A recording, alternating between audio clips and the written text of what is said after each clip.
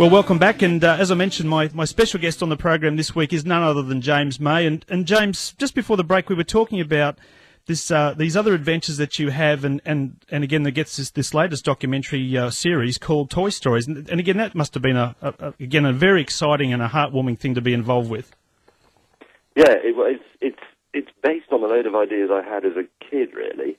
When I was about 6 or 7 years old, and I had a box of Lego, that I'd inherited from my older sister, I used to think, you've never got enough of that. I used to think, I'd like to build a much bigger ship. I like to make ships. And it's, well, I haven't quite got enough of the 80 bricks. And then eventually I thought, if you had enough bricks, could you actually build a real house?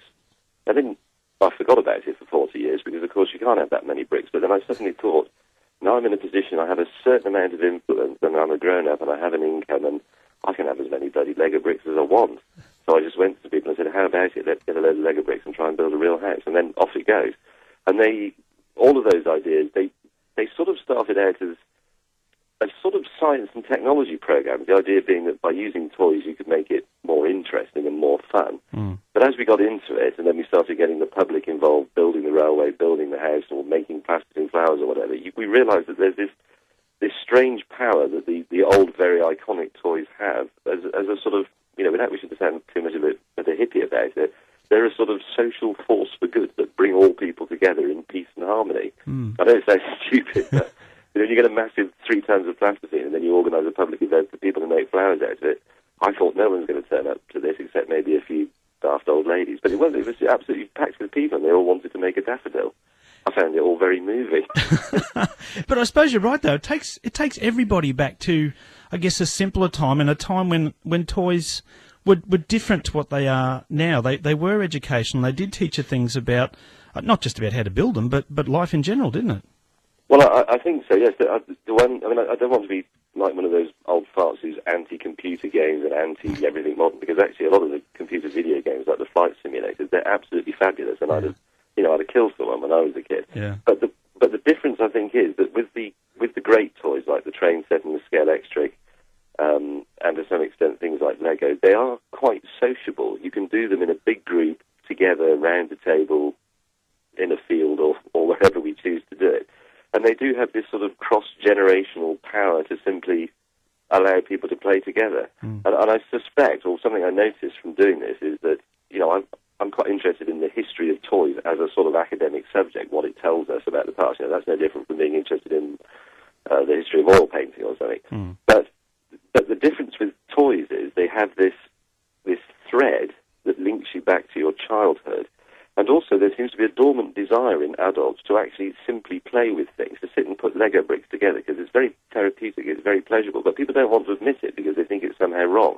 But as soon as you sort of stand up on a soapbox and say, right, who wants to play with the train set? Then it's a bit like I'm Spartacus at the end of the Spartacus movie. Somebody says, I'd like to play with the train set. And someone else goes, no, I want to play with the train set. And then before you know, you've got 500 people playing with the train set. It's great.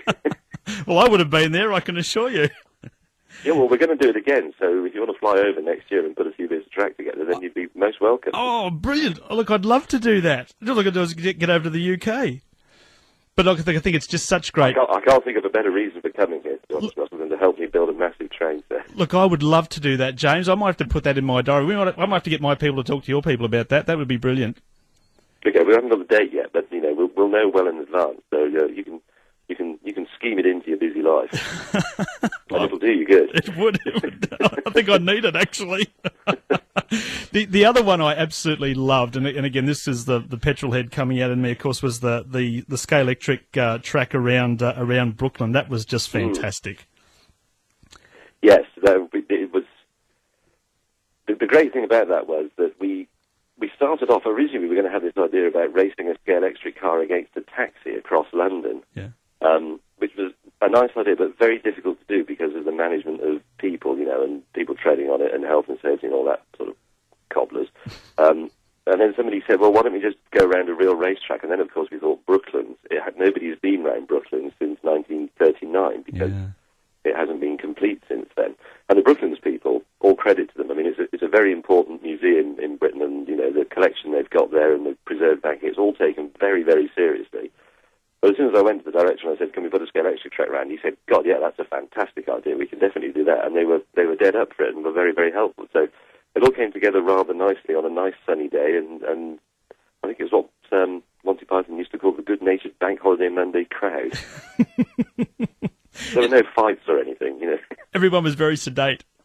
Yeah, well, somebody fell off the banking, unfortunately, but she was okay. She just had a bit of a bruise. Oh. And no one drowned. I know there was a time there where one of the cars looked like they might have gone underwater at one stage.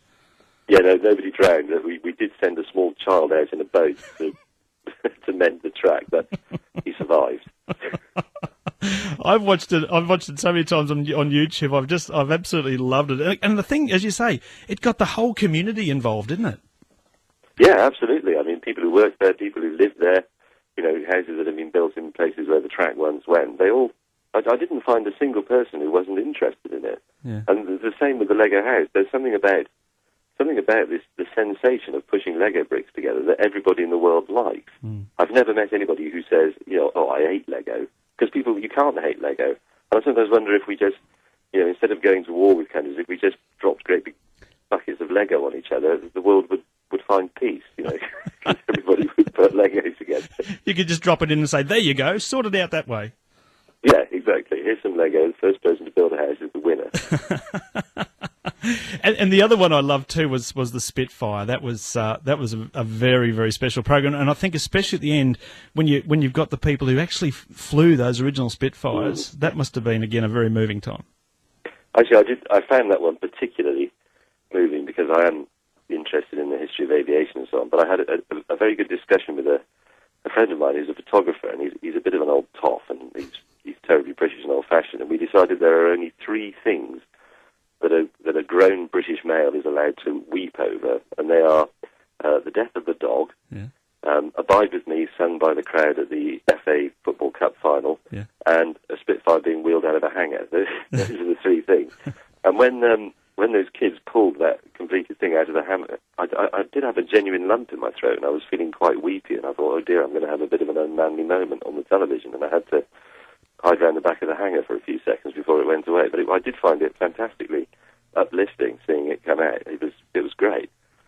And did you find the kids changed again? Because it looked like there might have been some hard nuts in there that might have been tricky to crack. But in the end, the kids just seemed to adapt to it so well, didn't they?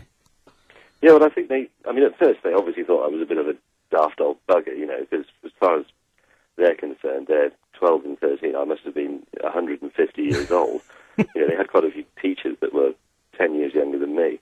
But as they got into it, they realised that actually it was all just a bit of a laugh, and people like making things. It's a skill and a culture that we've definitely lost in Britain. Mm. People don't do it in childhood so much anymore. They don't make things. But when you say to people, look, let's make this, let's put this together, they actually get into it. And I think, you know, again, without wishing to sound like one of those old people who says, oh, it's not like it was in the old days, but everything was better. We do lose that stuff. We do lose the joy of making things at our peril, I think, because a bit of our spirituality withers with it. Mm. Do you think it'll come back in a big way? Well, I mean, in Britain, I don't really know what it's like in Australia, but I hope in Britain it will come back as sort of intelligent hobbying. And we're not going to turn back into an industrialised nation, not in my lifetime anyway. Mm. But hobbies, you know, they get a bit of a bad rap from the sort of chattering classes. People say, oh, it's a bit nerdy to build a train set or make a ship or rebuild a motorcycle or do your DIY in your house. But in actual fact, I think it is very good for people, and it does expand the mind in a direction that our other activities don't. You know, clerical work, administration, working on computers, cooking food and so on, that's all great, but there's an avenue that's gone a bit dusty, which is the one that you go down to put things together and understand how things work. Mm. And I think we should embrace it rather than mock it, because it's good for us and it makes people happy. Absolutely. Well, look, the TV... I think you sound like one of those tedious spiritualists. Well, look, the TV show is still airing. It's called James May's Toy Stories. As I mentioned, there's an excellent book that accompanies that, and by the same token, it's published in Australia by 5 Mile Press, and you can get it at every single bookstore that I've gone into. So it's definitely out and about, and I'd highly recommend it. It's a great example of not just what happened during the filming, but also I guess some of the behind the scenes actions as well. So make sure you look out for that in bookstores everywhere. And James, just before I let you go, one thing I've got to ask you, what's in your garage at the moment as a car? Oh, well, I've got quite a few. But I bought myself a Ferrari for Christmas. Oh, really? What sort? An F430. Oh, brilliant. I couldn't really afford it, but then I was, I don't know if you know of Chris Evans, the British radio presenter and TV bloke, but he's a big Ferrari fan, and I saw him, and he took me to a dealer, because I was going to buy an old classic one, and he said to me, look, you should always buy one that you can't really afford. That's the rules. Right. So I said, okay, I'll have this one then. And there you are. And several £1,000s later, there it is in the garage. There it is. Yeah, there it is, sitting there with me too scared to drive it. Yeah. That's the problem. You get these cars, you think, oh, I don't want to scratch it or anything. Yeah, exactly. I might get it dirty. That's right. James May, it's been a fantastic pleasure to talk to you, my friend. I've really enjoyed it, and as I said, it'd be great if we can keep in touch down the track, and I'm sure the listeners have enjoyed spending time with you and getting that little bit of behind-the-scenes action on the Top Gear world. Well, thanks for having me down under on the upside-down airways. Very nice. No worries at all, my friend. Thank you, James. We'll talk soon. Okay. Thanks, Cheers. mate. Bye.